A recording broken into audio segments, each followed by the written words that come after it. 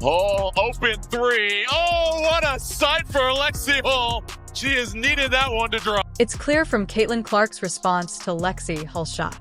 She is observing from the sidelines as her teammate makes her first three-pointer to end her shooting drought. However, that was only the start of one of the Indiana Fever's most impressive displays this season. This team was expected to struggle without its star player and without any reliable point guards. Rather, they gave a masterclass in resiliency that was ripe with playoff ramifications. The Chicago Sky had no idea what had happened to them.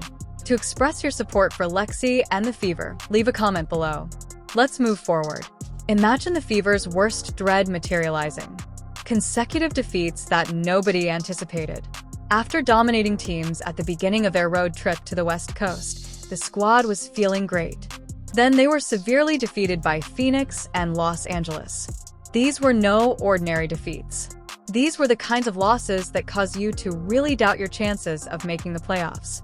We're back home, baby, let's go! Back in the W column. Well, I got your challenge. That's a big job, baby. Point guard.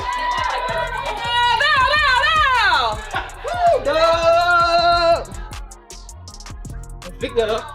Caitlin Clark's absence since July 15th due to quad and groin ailments was already causing problems for the team.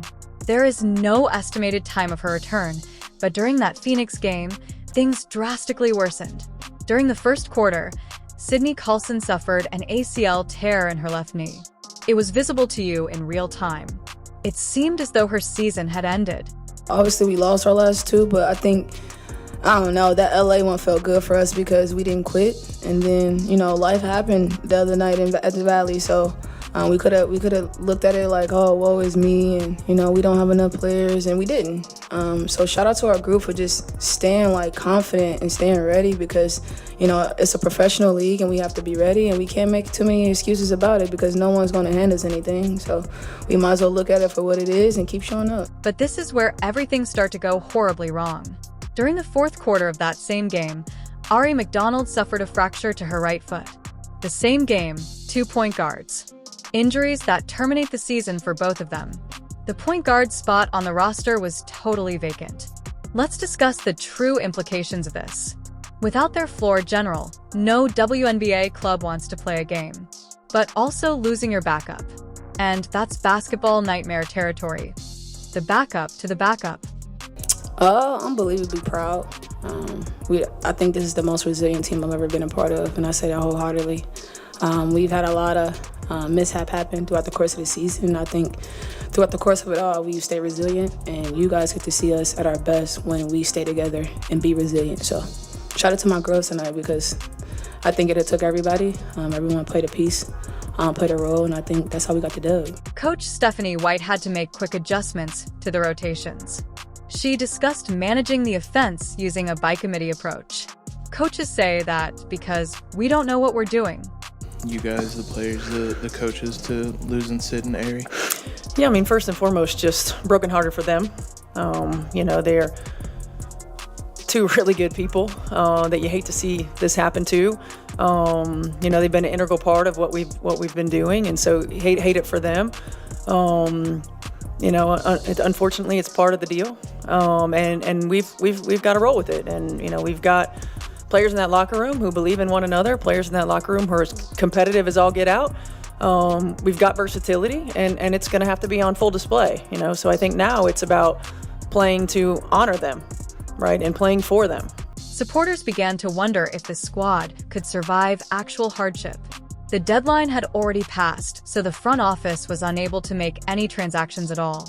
They had to make do with what they had. The Chicago Sky most likely believed they were catching Indiana at the ideal moment. Desperate, wounded, and lacking their biggest star. All of the Sky's games this season have ended in defeat to the Fever. This appeared to be their opportunity to finally get revenge. Here is something the Sky was unaware of about this Fever squad, though. Throughout the season, they have been creating something unique. There would be no more collapse stories. This was going to be a masterclass in pure grit and team basketball. Everything was set up for an unexpected person to take charge and make a huge difference. You don't have any healthy point guards, and you're not able to sign anyone for tonight's game. Just for tonight specifically, what is your plan kind of running point? We'll have to do it by committee, certainly. I mean, we've been utilizing AB to initiate offense throughout the course of the season, so we'll use her, continue to use her. Sophie, at times this season, particularly early, ran some of the point for us as well. So we'll utilize her and Kelsey can initiate offense too. So I think the most important thing is that we aren't going to be able to do every play in our arsenal. We'll have to play a big lineup. We'll have to simplify. But we've got players who are capable of getting us into offense, and we'll utilize them in such a way. For weeks, Lexie Hull had been mired in her own thoughts. As her confidence faltered, shot after shot clanked off the hoop. This was more than a few poor games. Hull was experiencing the most severe shooting slump of her career. In the 2 weeks prior to the Chicago game, she had a 2 for 25 shooting record. She hadn't made a three-pointer since August 1st against Dallas, according to her mother. Oh, open three. Oh, what a sight for Lexie Hull. She has needed that one to drop. Lexi Hull catching fire. Now Chicago just needs to get it a little bit more settled here in the half court. Nurse loses it. Mitchell 2-on-1. It's a foot race.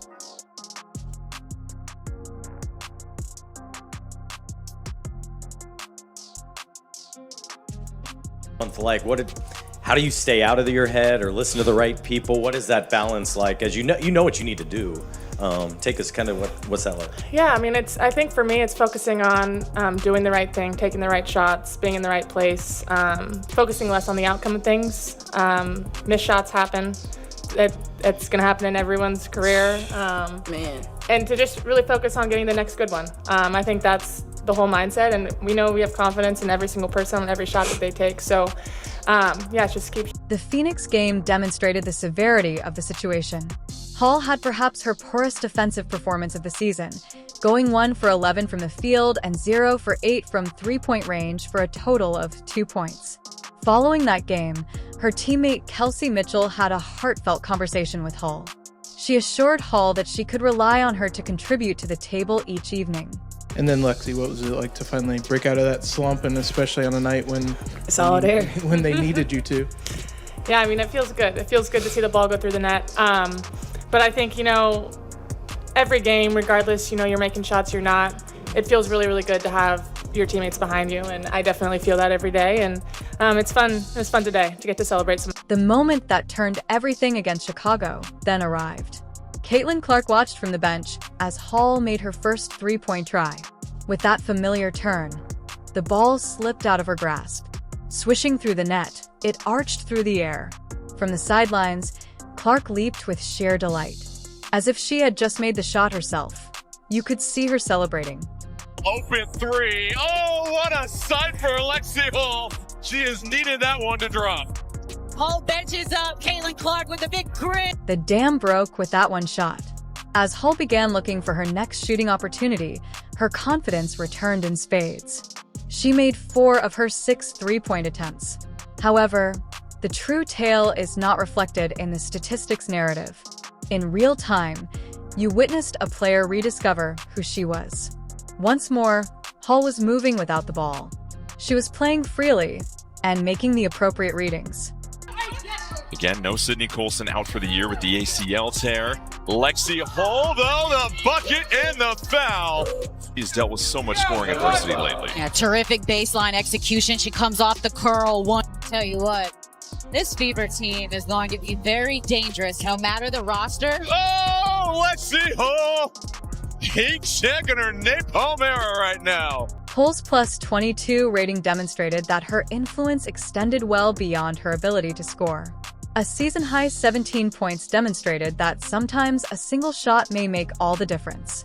Every make was applauded by her teammates. Aaliyah Boston used both hands to throw up the three-point symbol. Hull was hugged by Sophie Cunningham. Chicago was unaware that they were going to see a total team breakdown. Final three-pointer kind of felt like the perfect end of that night. Just, if you could just talk to me about the celebration, how much of a relief that was for you, just kind of to punctuate it like that.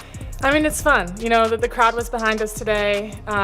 It's fun to walk out of the gym on a high note and on a make. And yeah, I mean, I saw the time going down, so I was trying to pull out my inner Kelsey Mitchell. Throughout her WNBA career, Kelsey Mitchell had never been required to lead a whole offense, but in times of need, drastic measures are necessary. Mitchell established herself as an unadulterated scorer. Throughout her career, she averaged career highs and points but few assists. Putting the ball in the hoop was this player's life.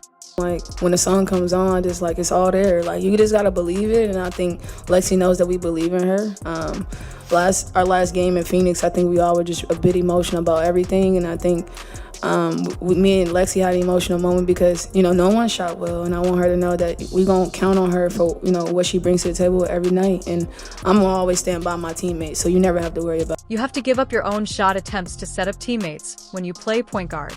That contradicts every instinct Mitchell has cultivated throughout his 7 league seasons. Mitchell had occasionally started the offense with Aaliyah Boston and Sophie Cunningham during the season, according to coach Stephanie White, but managing the team full-time was an entirely different ballgame. Kelsey, you obviously had to play out of position tonight, kind of filling that point. You had a season-high 8 assists. Just how did you try to embrace that for this game and kind of? Oh man, I haven't played point guard. I was telling the girls I haven't played point guard maybe since college, and so that was different. But I think it brings out the vulnerable side of me, the leadership in which I need to keep getting better at and keep growing at. I think being in this PG position kind of helps with that. And I think I believe in my team, so seeing my assists, go up is just because of these girls. We have an unbelievable chemistry when it comes to, seeing and reading each other, so I think they made me look good tonight. The period of adjustment was evident in the first few possessions. In real time, Mitchell had to fully rewire her brain for basketball. She was battling her innate scoring tendencies, as you could see. She was accustomed to seeking out her own opportunity first. She now needed to look around the floor